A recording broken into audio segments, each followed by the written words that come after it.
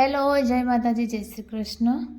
મિત્રો, આજની વાર્તા શરૂ કરીએ પહેલાં વિડીયો ગમે તો લાઈક અને શેર કરી દેજો. ચેનલ પર જો તમે નવા હોય તો ચેનલને સબસ્ક્રાઈબ જરૂરથી કરજો. તો ચાલો શરૂ કરીએ વાર્તા. છેલ્લી વાર્તા.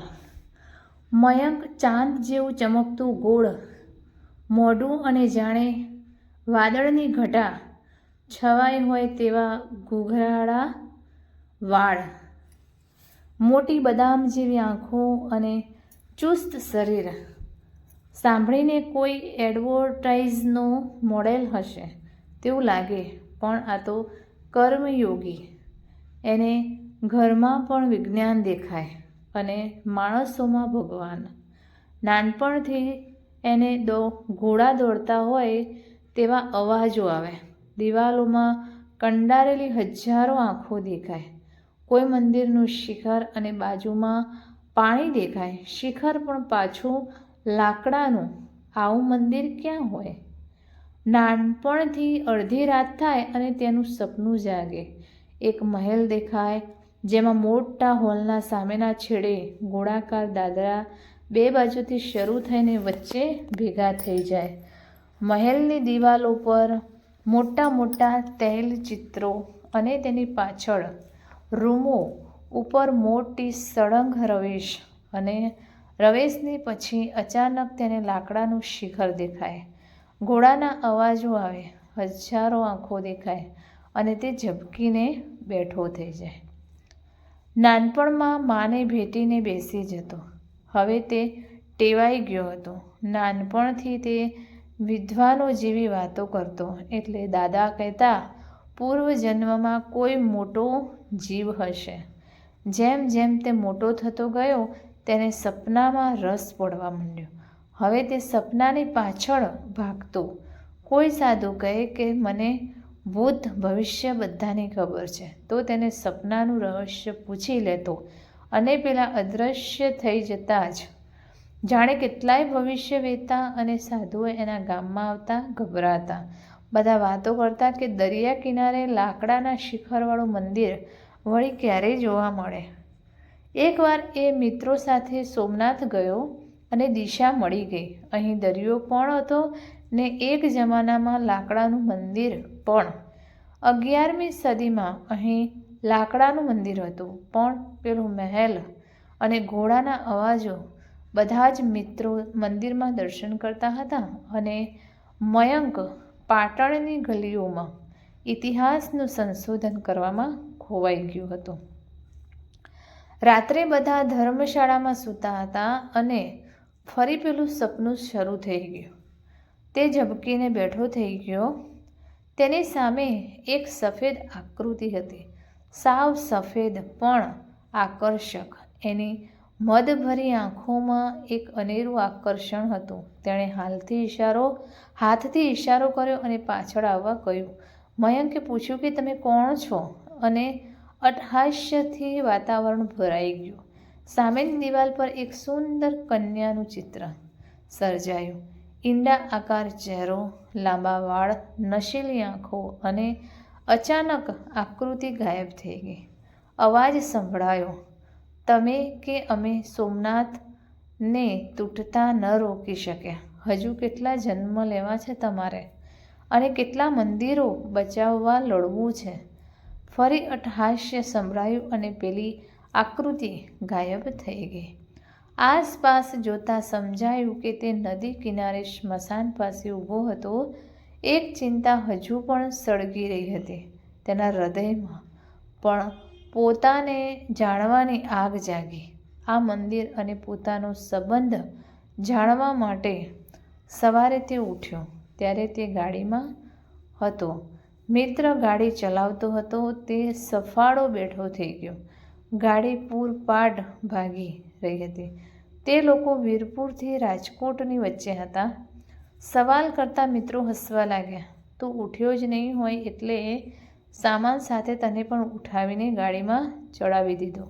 અને તું પેલું શું બોલતો હતો? મેવાડ જીવે છે ત્યાં સુધી સોમનાથને કાંઈ નહીં થાય. મહારાણી ચોલાદેવી, બાપા રાવળનું આ વચન છે. હા હા હા હા. ફરી કોઈ સપનું જોતો હતો કે? મયંકને પેલું સપનું યાદ આવ્યું. પછી વિચાર કર્યો કે ના, એ સ્ત્રી ચોલાદેવી જ હશે અને હું બાપા રાવળ. એને શરીર દુખતું હતું અને મિત્રો મજાકના મૂડમાં હતા. તેણે આંખો બંધ કરી ફરી સપનું ચાલુ થયું. ના, પેલું મંદિર સોમનાથ જેવું લાગતું ન હતું. અચાનક પેલી સ્ત્રીનો અવાજ આવ્યો. રાજા સોમચંદ, કત્યુરી નરેશ, નાગનાથના રક્ષક. તે ઝબકી ગયો. ભર શિયાળામાં તેણે પરસેવો થઈ રહ્યો હતો. હવે તેને પોતાના સપનાથી ડર લાગી રહ્યો હતો. ઘરે પહોંચતા સુધીમાં તો તે સાવ ગુમસુમ થઈ ગયો હતો. મિત્રો સમજતા હતા કે મજાકનો ઓવરડોઝ થવાથી તે બોલતો નથી. માંડ રાત્રે ઘરે પહોંચ્યા. બીજા દિવસે કોલેજના કામથી મધ્યપ્રદેશમાં માંડુ જવાનું હતું. ટ્રાવેલ્સની બસમાં મજાક મસ્કરી કરતા બધા નીકળ્યા. બોર્ડર પાસે એક નાની હોટેલમાં જમીને પછી મછલિયા ઘાટ પરથી બસ નીકળી. બધાને શાંત થવાની સૂચના મળી. ઘાટ પૂરો થતાં સુધીમાં બધા ઊંઘી ગયા. સવારે વહેલા જો ઉઠ્યા હતા. અચાનક પેલું સપનું શરૂ થયું અને મયંક ઝબકીને ટટ્ટાર થઈ બેસી ગયો. બારીની બહાર નજર કરી તો સાંજના આછા અજવાળામાં પેલી આકૃતિ દેખાઈ. તો તું ફરી મને મળવા આવી રહ્યો છે ને? કેટલા યુગો, કેટલા જન્મો, કેટલા અધૂરા કાર્યો હવે તો તારે એકલા હાથે પૂરા કરવા પડશે. સામે પર્વત પર એક આકૃતિ રચાઈ. ફરી એ જ આંખો, લંબગોળ ચહેરો, ઘૂઘરાડા વાળ અને મધુર સંગીતમય અવાજ. એના હાથમાં તાનપુરો હતો. ના, એ ચોલાદેવી ન હતી તો કોણ હતી? એ શરીરમાંથી એક લખલખું પસાર થઈ ગયું. બાપા રાવળ, સોમચંદ કે પછી સૂરજ ઢળી ગયો? ખૂબ જ થાક લાગ્યો હતો. તેની આંખ મળી ગઈ. અચાનક જોર જોરથી હસવાના અવાજથી તે ઉઠી ગયો. આસપાસ નજર કરી તો બધા કોઈ હોટેલની રૂમમાં તેના વિશે વાત કરતા હતા. ફરી તેને ઉચકીને અંદર લાવવો પડ્યો હતો. આ વખતે તે કોઈ બાજ બહાદુર હતો. કોઈ રૂપમતી સાથે ભીમેશ્વરની રક્ષા માટે વાત કરતો હતો. તેને પેલી હજારો આંખો અને ઘોડાના અવાજ યાદ આવ્યા.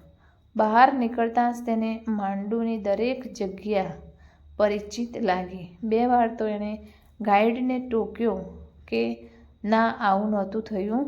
હવે તેના મિત્રો ખરેખર ચિંતિત હતા. ઘરે પાછા આવ્યા પછી સૌથી પહેલાં તેને ડૉક્ટર પાસે લઈ જવામાં આવ્યો. તેના બધા જ રિપોર્ટ નોર્મલ હતા. ઘરમાં બધા ચિંતિત હતા. મિત્રો પરેશાન હતા અને મયંક એ ગભરાઈ રહ્યો હતો. હવે શું? હજુ કેટલી વાર્તાઓ બાકી છે? થોડા દિવસમાં બધું બરાબર થવા લાગ્યું. હવે તેના વિચારો ભયમુક્ત બની રહ્યા હતા. માએ સૌરાષ્ટ્રમાં આવેલા અડતાળાના સોમનાથની માનતા રાખી હતી. 3 કલાકમાં તો ત્યાં પહોંચી ગયા. દર્શન કર્યા, આરતી ગઈ અને શ્રીફળ વધેર્યું. મયંક અહીં પહેલી વખત આવતો હતો. એના જન્મ પહેલાં બધા શહેરમાં જતા રહ્યા હતા. મા પ્રદક્ષિણા ફરતી હતી. તે પીપળાના વૃક્ષ નીચે શાંતિથી બેઠો હતો. અચાનક વૃક્ષની પાછળથી એક આકૃતિ બહાર નીકળી. પેલી જ આંખો, લંબગોળ ઘઉંવર્ણો ચહેરો, ગુલાબી હોઠ, મધ્યમ બાંધો. હા, એ જ, હા એ જ. મનમાંથી અવાજો નીકળ્યા. તેના ભરાવદાર ગાલ એક સ્મિત સાથે જરાક ખેંચાયા. આવી ગયા. હું ક્યારની રાહ જોતી હતી. હજુ કેટલા કામ બાકી છે? મયંકે આંખો બંધ કરી. બસ હવે નહીં. હું કોઈ નથી. મારે ઇતિહાસ નથી બનવું. તે સ્વગત બબડ્યું. ત્યાં મા આવી ગઈ. લે દીકરા, તું આવી ગઈ. તારા બાપુને જાણ કરેલી કે દર્શન કરવા આવીએ છીએ. વળી આટલે દૂર બીજું ઘર ક્યાં શોધવું? ઉતાવળ છે એટલે જમીને નીકળી જઈશું. એ ગામના સરપંચની દીકરી યમુના હતી. મયંકના બાપ દાદાના મંદિરનું ધ્યાન હવે આ પરિવાર રાખતો હતો. ભાભી, આસપાસવાળાઓ ઉપદ્રવ વધી રહ્યો છે. મંદિરની પેટી તોડીને પૈસા ચોરી જાય છે અને બહાર હોકારા પડકારા સંભળાયા. સરપંચે ડાંગ લીધી અને બીજી ડાંગ એની દીકરીને દીધી. પેલી મયંક સામે જોઈને માર્મિક હસી. મયંકે પણ એક ડાંગ ઉઠાવી. તેની નજર સરપંચના ઘર પર પડી અને મા બોલી, આ હવેલી તારા દાદાએ બનાવી હતી. આ એ તો મહેલ હતો જે એણે સપનામાં જોયો હતો. અને હા, લાકડાના શિખરવાળું મંદિર, બાજુમાં ઘેલો નદી, બધું જ સપના જેવું જ હતું. ઘોડાના અવાજો નજીક આવી રહ્યા હતા. માત્ર 3 લડવૈયા હતા અને કદાચ છેલ્લી વાર્તા. તો મિત્રો, કહાની તમને કેવી લાગી તે કોમેન્ટ કરીને જરૂર જણાવશો. વિડીયો પસંદ આવ્યો હોય તો લાઈક અને શેર કરી દેજો.